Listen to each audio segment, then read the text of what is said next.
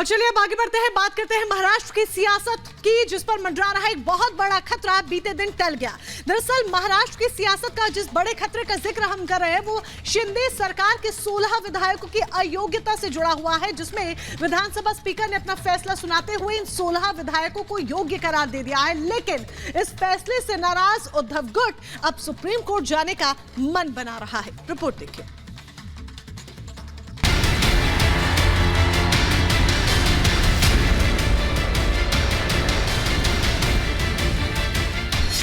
महाराष्ट्र में टला बड़ा सियासी संकट। 16 एमएलए की सदस्यता बरकरार। उद्धव ठाकरे को लगा बड़ा झटका। महाराष्ट्र की सियासत पर बड़ा संकट टल गया है। स्पीकर राहुल नार्वेकर ने शिवसेना के 16 विधायकों की सदस्यता बरकरार रखी है। स्पीकर ने उद्धव ठाकरे की मांग को भी खारिज कर दिया है। स्पीकर ने इलेक्शन कमीशन ऑफ इंडिया के फैसले को आधार बनाते हुए कहा कि शिंदे गुट ही असली शिवसेना है, इसलिए उद्धव के फैसले विधायकों पर लागू नहीं होते। I hold that Shinde faction was the real Shiv Sena political party when rival factions emerged. Speaker Rahul Narwekar ने विधानसभा में फैसला पढ़ते हुए कहा कि उद्धव ठाकरे के पास एकनाथ शिंदे को पार्टी से हटाने का अधिकार नहीं था। ये अधिकार सिर्फ पार्टी की राष्ट्रीय कार्यकारिणी के पास है। स्पीकर के इस फैसले के बाद उद्धव ठाकरे के बेटे और विधायक आदित्य ठाकरे ने सुप्रीम कोर्ट जाने की बात कही है। टेक्निकल मुद्दे पर शिवसेना नहीं बनी है। कौन एकनाथ शिंदे, कोई एकनाथ शिंदे, कौन भरत गोगावले, कौन विधानसभा स्पीकर, वो तय करेगा। 40 एमएलए निकल गए तो पार्टी उनकी हो गई। विधानसभा का स्पीकर सिर्फ ये तय कर सकता है कि पार्लियामेंट्री पार्टी किसकी है, जहां की पार्टी उनकी हो सकती है। लेकिन पूरी पार्टी शिवसेना, उनका चिन्ह वो किसी और को देने का उनको अधिकार नहीं है। महाराष्ट्र विधानसभा स्पीकर राहुल नार्वेकर ने कहा कि इस मामले में 3 चीजों को समझना जरूरी है। पार्टी का संविधान क्या कहता है, नेतृत्व किसके पास था और विधानमंडल में बहुमत किसके पास था। साल 2018 में शिवसेना पार्टी के संविधान के तहत जो नियुक्तियां की गई थी उसे भी ध्यान में रखा गया है। साल 2018 में पार्टी के संविधान में बदलाव की जानकारी दोनों पक्षों को थी। राहुल नार्वेकर ने कहा कि इलेक्शन कमीशन के रिकॉर्ड में शिंदे गुट ही असली शिवसेना है। ऐसे में मैंने चुनाव आयोग के फैसले को ध्यान में रखा है। उद्धव गुट ने आयोग के फैसले को चुनौती दी थी। मेरे सामने असली मुद्दा है कि असली शिवसेना कौन है। सुनवाई के दौरान ये पता चला कि 2018 के बाद शिवसेना में कोई चुनाव नहीं हुआ। इस कारण 2018 का शिवसेना का संविधान मान्य नहीं है।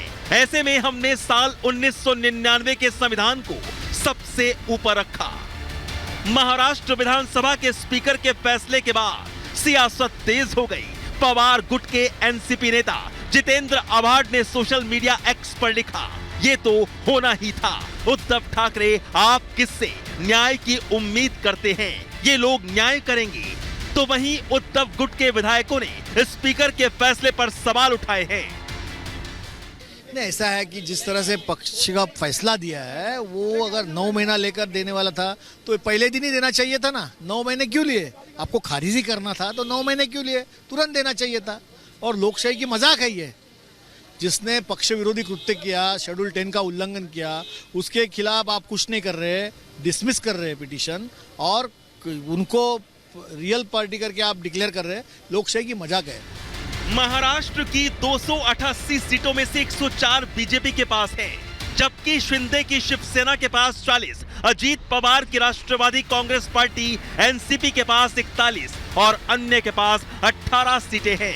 इसके अलावा महाविकास आघाड़ी में शामिल कांग्रेस के पास 44 सीटें, उद्धव ठाकरे की शिवसेना के पास 16 सीटें, शरद पवार की एनसीपी के पास 12 सीटें और अन्य के पास 11 सीटें हैं। ऐसे में शिंदे सरकार के पास 203 तो एमवीए के पास 83 सीटें हैं, जिससे साफ है कि शिंदे सरकार के पास बहुमत है और सरकार सुरक्षित है। है ना, 1.5-2 साल से उसके पीछे हम लगे थे। आज वो हमारा जो हमने जो उठाव किया था उसके पर आज सिक्का मोर्तब नार्वेकर साहब ने किया है। हम शिवसेना प्रमुख के विचार लेके चले, इनके पीछे थोड़ी चले। और शिवसेना प्रमुख का ख्वाब जो था वो पूरा करने का काम हमने किया, तो इसलिए गद्दार वो लोग हैं, हम नहीं। घटना फॉलो करके सभी एमएलए है, ये अभी सिद्ध हुआ है। और हमने कॉन्स्टिट्यूशन फॉलो किया, हमने डेमोक्रेसी फॉलो किया, इसके लिए ये निर्णय है। उन्होंने कॉन्स्टिट्यूशन और डेमोक्रेसी फॉलो न करने की वजह से उनके खिलाफ निर्णय गया है। महाराष्ट्र में विधायकों की सदस्यता बरकरार रखने के फैसले पर सियासत तेज है। उद्धव गुट जहां फैसले की खिलाफत कर रहा है, तो वहीं शिंदे गुट समेत बीजेपी इसे न्याय संगत फैसला बताने में जुटी है। हालांकि अभी यह मामला थमने वाला नहीं है। उद्धव गुट ने साफ कर दिया है कि मामला सुप्रीम कोर्ट में ले जाएंगे, जिससे लग रहा है कि महाराष्ट्र की सियासत की पिक्चर अभी बाकी है। Bureau report, Republic Bharat. और अगली खबर है जम्मू कश्मीर से। जम्मू कश्मीर के जेल में दरअसल सुरक्षा में बड़ी चूक हुई है। यहां पर जेल में बंद आतंकी अपने पाकिस्तानी आकाओं से बात कर रहा था और इस पूरे मामले में पुलिस जांच में जुटी हुई है। देखिए रिपोर्ट।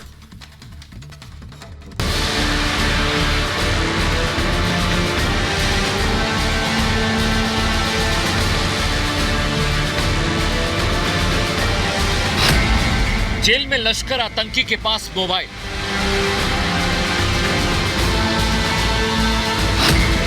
सेंट्रल जेल में आतंकी का मददगार कौन?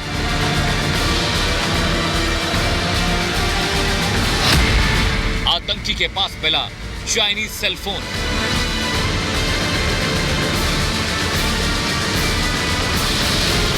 कैसे हुई बड़ी चूक? कौन जिम्मेदार?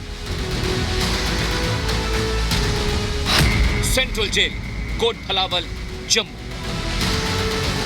ये जम्मू के कोट भलावल की हाई सेंसिटिव सेंट्रल जेल है, जहां की सिक्योरिटी इतनी टाइट है कि परिंदा भी यहां पर नहीं मार सकता।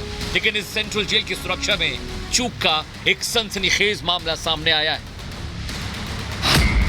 जेल के अंदर लश्कर तैयबा के आतंकवादी हबीब के पास से एक स्मार्टफोन बरामद किया गया है। ये स्मार्टफोन चीनी निर्माता कंपनी पोको का है। फोन को जम्मू कश्मीर पुलिस ने जब्त कर लिया है। ये फोन एक ईंट के नीचे दबा कर रखा गया था। अब इससे डेटा रिकवरी करने की कोशिश की जा रही है।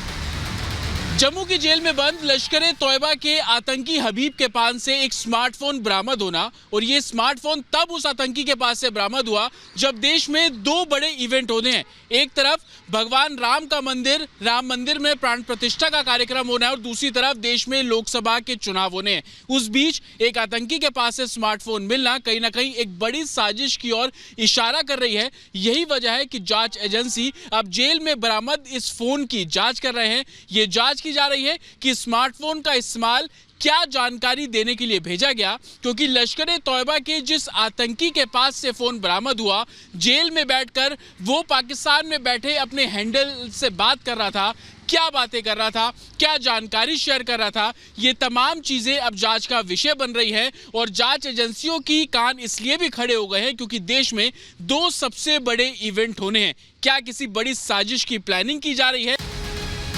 जेल के अंदर से मोबाइल फोन मिलने के बाद सेंट्रल एजेंसीज हरकत में आ गई हैं। एजेंसियों ने सुरक्षा में इतनी बड़ी चूक की जांच करनी शुरू कर दी है। आतंकी हबीब कठुआ के ढली इलाके में सीमा पार से आए ड्रोन से यूबीजीएल और मैग्नेटिक बमों की बरामदगी से जुड़े मामले में आरोपी है। बीते साल एनआईए ने उसे गिरफ्तार किया था। मामला शुरू में कठुआ के राजबाग थाने में दर्ज किया गया, जिसे बाद में जनवरी 2022 में एनआईए ने रजिस्टर किया। लश्कर तैयबा का आतंकी हबीब दरअसल आतंकियों को हथियार सप्लाई कराने में माहिर है। यही कारण है कि जम्मू कश्मीर पुलिस ने आतंकी हबीब को गिरफ्तार किया और उसके बाद से ही वो जेल में बंद है। हालांकि अब उसके पास से जब फोन बरामद हुआ और जांच एजेंसियों से हमें सोर्सेज से ये जानकारी मिल रही है कि आतंकी हबीब लगातार पाकिस्तान में बैठे अपने हैंडलर से बात कर रहा था। क्या कुछ जानकारी आतंकी हबीब दे रहा था, ये जांच का विषय बनी हुई है। लेकिन सबसे